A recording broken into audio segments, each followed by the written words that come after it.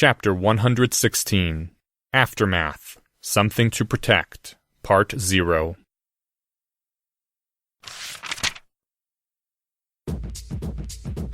At first, Anna had been gratified to see the final Quidditch Cup go on so long. As a Gryffindor, she was a bystander at the House Cup thing. It wasn't like Gryffindor ever won. In contrast, last year's World Cup of Quidditch, to which her family had bought some very expensive tickets, had been over in 10 minutes, which was awful. Modern Quidditch games had become too short. The snitch caught much too quickly. It was a widely talked problem among aficionados. Broomstick enchantments had advanced, while the snitch stayed the same regulation speed, with the result that Quidditch games had become shorter and shorter. At professional levels, the sport of Quidditch had been reduced to a contest of who had the deepest pockets for their seeker's experimental racing broom, and the rest of the players might as well have been watching from the stands.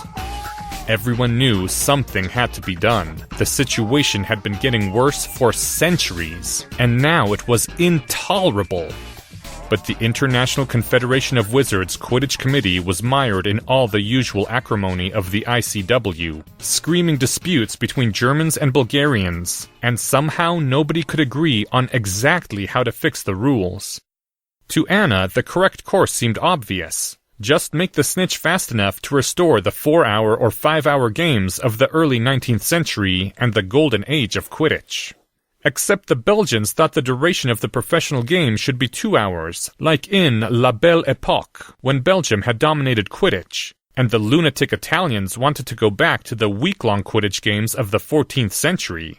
And Britain's even crazier blood purists kept on talking up the occasional day-long Quidditch match as proof that broomsticks couldn't really have improved since everything was better in the old days, which was not how the interdict of Merlin worked.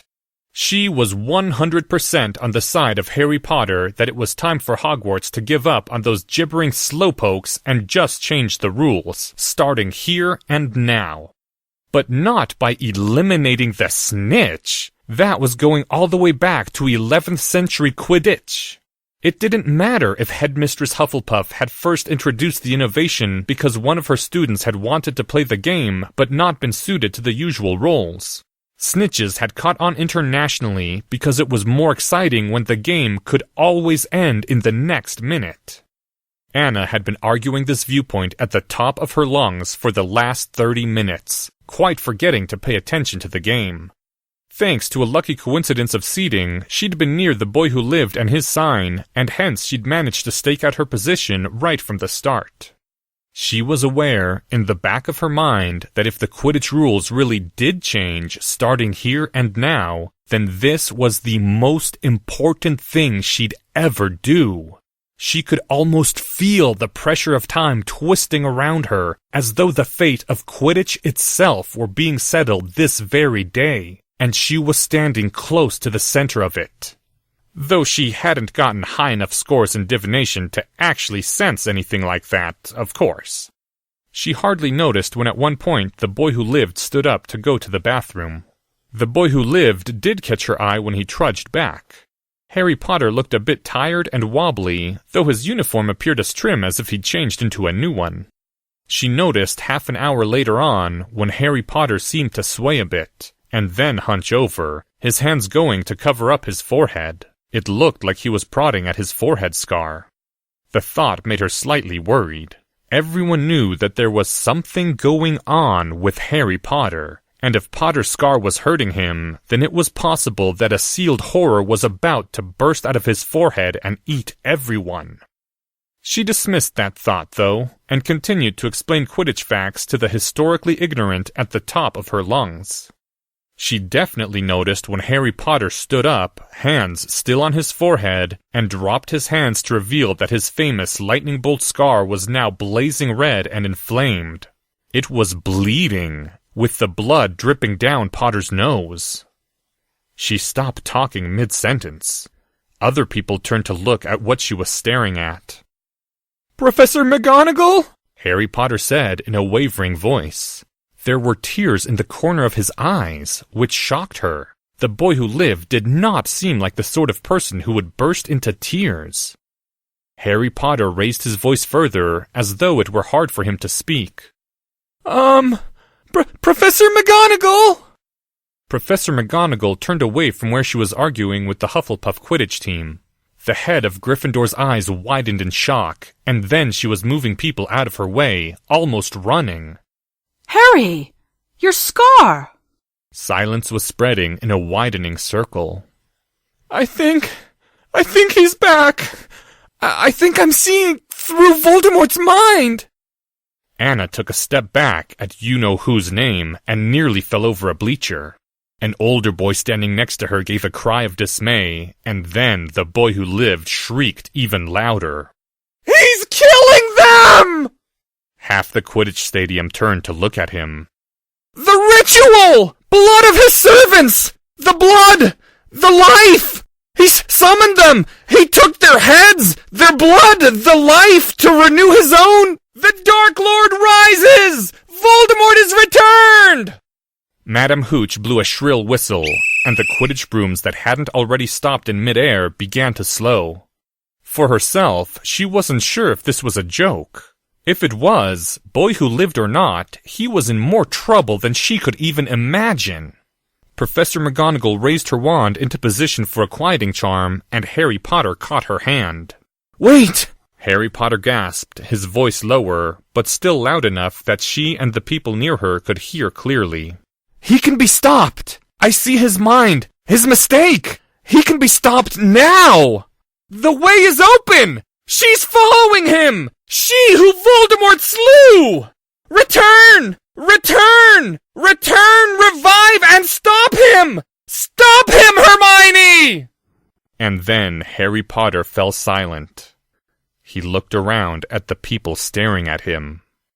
She'd just about decided that this had to all be a prank in unbelievably poor taste when a distant but sharp crack filled the air.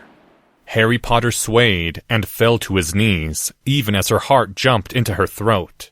An explosion of excited babble rose around them. She could still hear the words from Harry Potter's mouth as Professor McGonagall knelt next to him. It worked! She got him! He's gone! What? Quiet! Quiet, all of you! Harry, what happened? Harry Potter was speaking rapidly but loudly. Voldemort tried to revive.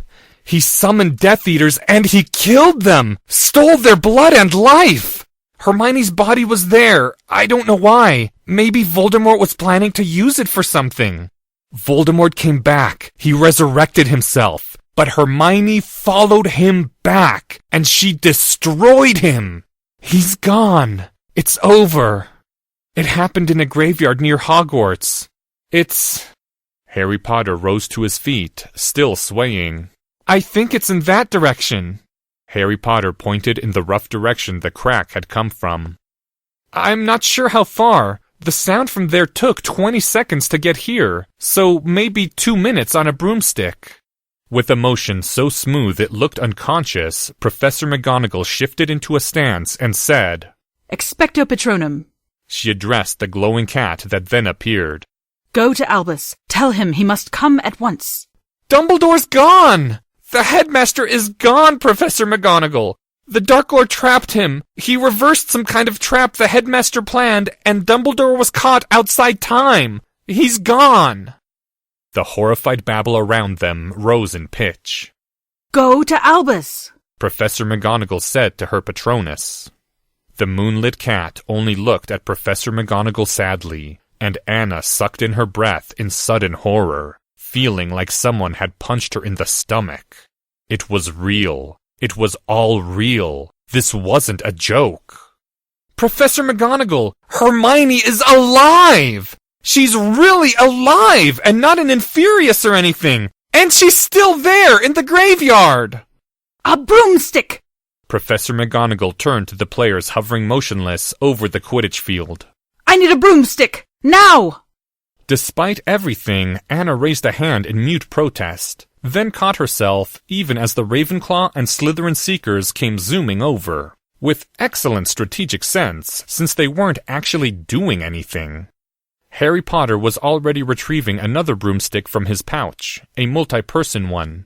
Professor McGonagall saw this and nodded firmly. You stay here, Mr. Potter, unless there is some excellent reason you must be there. I will go at once.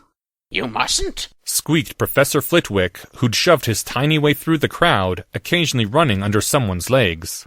His eyes were wide. He looked as though he wanted to faint. You have to stay at Hogwarts, Minerva. You're the... Professor Flitwick seemed to be having trouble speaking. Professor McGonagall spun around to face Professor Flitwick, and then stopped, blood draining from her face. Then she seized the broomstick from Harry Potter's hand and presented it to the tiny half-goblin professor. Phileas? All the incipient panic had disappeared from her voice. She now spoke crisply, as though addressing lessons on Monday. Look for the graveyard of which Mr. Potter spoke, find Miss Granger, apparate her to St. Mungo's, and then stay by her. I think transfiguration might have been used in combat there. Professor Quirrell tried to fight Voldemort. Take precautions. Phileas Flitwick nodded without halting and getting on the broomstick. Professor Quirrell's dead! He's dead! The Dark Lord killed him! His body, it's there, in the graveyard. She stumbled back again, feeling it like another punch in her gut. Professor Quirrell had been one of her favorite professors ever. He'd made her rethink everything she'd believed about Slytherin.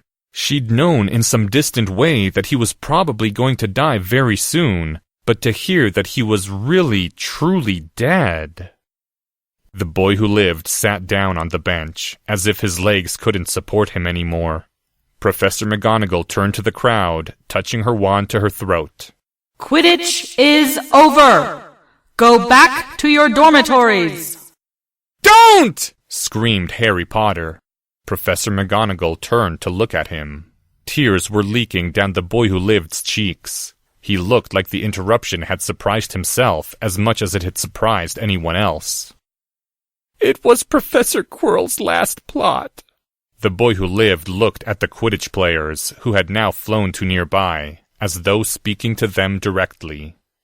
His last plot. Harry Potter was floated off by Professor McGonagall to the infirmary. The other professors ran off to oversee who knew what, leaving only Professors Sinestra and Hooch behind. At the stadium, rumors ran wild. Anna repeated everything she could remember hearing as best she could. Something had happened to Dumbledore. Some Death Eaters had been summoned and killed. No, Harry Potter hadn't said which ones. Professor Quirrell had gone out to face the Dark Lord and died for it. You know who had returned and died again. Professor Quirrell was dead. He was dead. In time, most of the students wandered off back to their dormitories to sleep if they could. Anna stayed in the stadium and watched the rest of the game, ignoring her body's need for sleep and her eyes that often blurred with tears. The Ravenclaw team put up a valiant fight, but there was no Quidditch team anywhere that could have defeated the Slytherins that day. Dawn was tinging the sky when the Slytherins won their final game, the Quidditch Cup and the House Cup.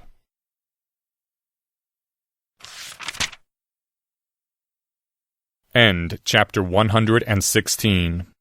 Thank you to the following people. Minerva McGonagall, read by Autumn Rachel Dryden. Professor Phileas Flitwick. By Francis Whitesell. This chapter's original text, production notes, and attribution links, along with archives and much more, can be found at hpmorpodcast.com. If you would like to learn more about the art of rationality, please visit lesswrong.com, an online community of aspiring rationalists founded by Eliezer Yudkowsky. Some sound effects used are courtesy of the Free Sound Project.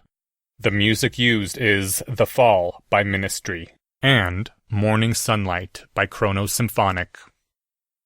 Thank you for listening, and come back in 2 weeks for Chapter 117, Something to Protect, Part 1.